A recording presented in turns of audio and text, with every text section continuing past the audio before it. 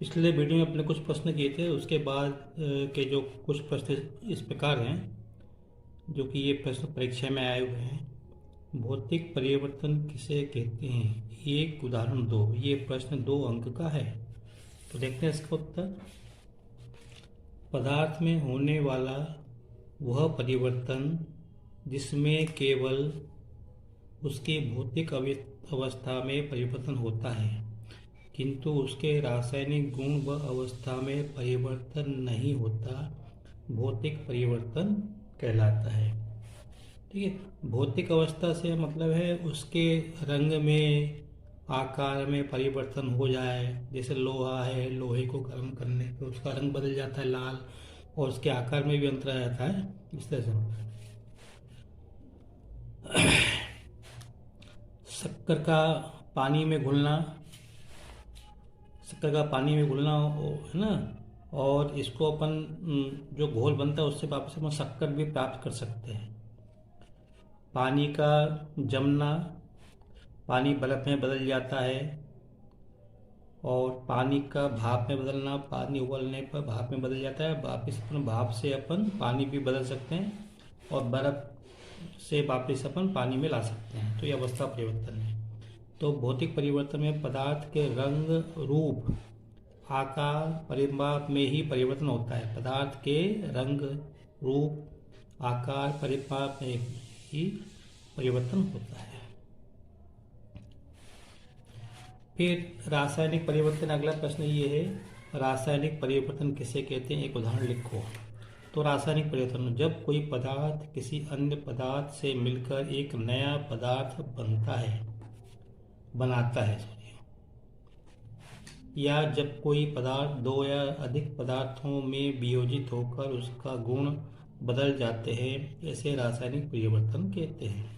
जैसे लोहे पर जंग लगना ना, लोहे से क्या होगा, आयरन ऑक्साइड बन जाता है। अगरबत्ती का जलना, दूध का फटना, भोजन का पचना। ये आप लोगों को केवल इतना लिखना है, लेकिन मैं आपको बता रहा हूँ कि जैसे लोहे पर जंग लगे, अब वापिस उसको अपन लोहे में नहीं बदल सकते। अगरबत्ती जल गई तो वापस हम अगरबत्ती नहीं बना सकते। दूध फट गया तो फटने के बाद वापस हम दूध प्राप्त नहीं कर सकते। भोजन का पचना, भोजन अगर पच गया तो वापस उसको हम भोजन में नहीं बदल सकते। तो इसलिए ये रासायनिक परिवर्तन, जैसे हाइड्रोजन क्या है, गैस है, ऑक्सीजन क्या है, गैस है, दोनों मिलकर क्या बनाते हैं, पानी बनाते हैं। मतलब अवस्था परिवर्तन हो गया है ना, उसके गुण भी बदल गए, पानी क्या द्रव रूप में आ गया। तो इस तरह से ये रासायनिक परिवर्तन है। अगला प्रश्न है, पदार्थ से आप क्या समझते हैं, और उसके बाद है गलनांक से आप क्या समझते हैं। तो हम देखते हैं पदार्थ से क्या मतलब है। विज्ञान में पदार्थ उसे कहते हैं जो स्थान घेरता है, जिसमें द्रव्यमान होता है, बस इतना है। अब पदार्थ की अवस्थाएं ठोस, द्रव, गैस, जितनी भी वस्तुएं आप देखते हैं, तत्व, यौगिक, मिश्रण, ठोस, द्रव, गैस, ये सभी पदार्थ हैं। ठीक है, पत्थर है, खाने का सामान है, सब पदार्थ है। उनमें द्रव्यमान होता है, चाहे द्रव हो चाहे गैस हो, तो सब पदार्थ है ये। गलनांक, गलनांक का मतलब ताप। अब कौन सा ताप, जिस ताप पर कोई वस्तु गल जाती है। तो गलनांक वह ताप होता है जिस पर ठोस पदार्थ पिघलकर या गलकर द्रव अवस्था में पहुंच जाता है। जैसे ठंड के दिनों में घी जमा होता है, घी को अपन गर्म करते हैं तो वो द्रव रूप में बदल जाता है कि नहीं। और जैसे बर्फ को, बर्फ होती है, बर्फ को थोड़ा अपन छोड़ दें या गर्म करें तो वह गल जाती है बर्फ। तो हर एक चीज, कोई भी पदार्थ होता है, एक निश्चित ताप पर अपनी अवस्था बदलता है। अपने निश्चित ताप को ही हम गलनांक कहते हैं। जैसे बर्फ जो होती है, बर्फ 0 डिग्री सेंटीग्रेड पर गलने की अवस्था में होती है। घी के लिए भी कोई ताप होता है। चलो, गलनांक पर ठोस और द्रव गलनांक पर ठोस और द्रव साम्य अवस्था में होते हैं। इसका मतलब क्या होता है, जब 0 डिग्री सेंटीग्रेड पर जो बर्फ़ होती है वो 0 डिग्री सेंटीग्रेड पर बर्फ़ ही होती है। ठीक है। अब अगर आप थोड़ा सी अगर आपने ताप बढ़ाया, टेम्परेचर बढ़ाया, तो वो द्रव रूप में बदलना प्रारंभ हो जाती है। इसलिए यहाँ पे साम्य अवस्था वाली बात आती है कि 0 डिग्री सेंटीग्रेड से अगर आपने कम ताप किया तो वो बर्फ़ में और ठोस हो जाएगा। अगर आपने ताप बढ़ाया तो वो द्रव रूप में बदलना प्रारंभ हो जाएगा। चलिए अगला प्रश्न है वेग और चाल में अंतर। 2 अंतर लिखने।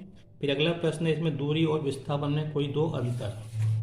वेग और चाल में अंतर। यहाँ वेग लिखे, यहाँ पे चाल। तो वेग क्या है? सदिश राशि। और चाल क्या है? अदिश राशि।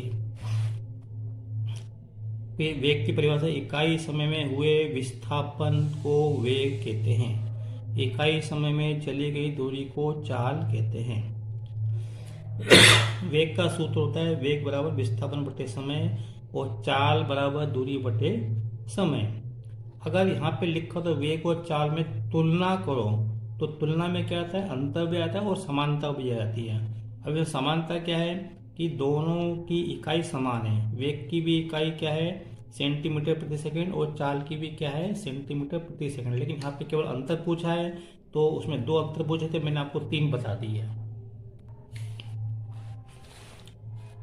फिर दूरी और विस्थापन में अंतर। दूरी अदिश राशि है, विस्थापन सदिश राशि है। और दूरी क्या होता है? चली गई दूरी वक्रीय हो सकती है।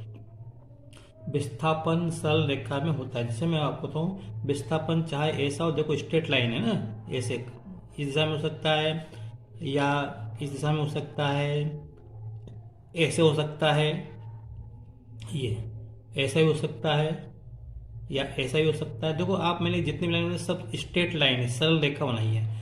लेकिन जब हम चली गई दूरी वक्री हो सकती है, इसका मतलब ये दूरी ऐसी भी हो सकती है, ऐसी भी हो सकती है, ऐसी भी हो सकती है, कैसी भी हो सकती है और सरल रेखा में भी हो सकती है। तो वक्री का मतलब ये है। चलिए संवेग संरक्षण का नियम तो क्या है? यदि एक या एक से अधिक वस्तुओं पर कोई असंतुलित बल कार्य न कर रहा हो तो निकाय का कुल संवेग संरक्षित रहता है। हमको केवल इतना ही बताना है, बाकी संवेग का तो मतलब होता आपको मालूम होगा। संवेग मतलब क्या? द्रव्यमान और वेग का गुणनफल जो होता है उसको संवेग कहते हैं। तो इसमें अपने को इतना ही करना है। ज़्यादा से ज़्यादा क्या अपन की एम भी होता ही है। एम क्या है? द्रव्यमान। और वी क्या है? गुण। तो इसके अपन गुणनफल को अपन क्या कहते हैं? संवेग कहते हैं। चलिए आगे देखते हैं। न्यूटन की गति का दूसरा नियम। किसी भी पिंड की संवेग परिवर्तन की दर लगाए गए बल के समान अनुपात में होती है। किसी भी पिंड की संवेग परिवर्तन की दर लगाए गए बल के समान अनुपात में होती है। संवेग परिवर्तन की दिशा वही होती है जो बल की दिशा में होती है। इतना इसमें लिखना है।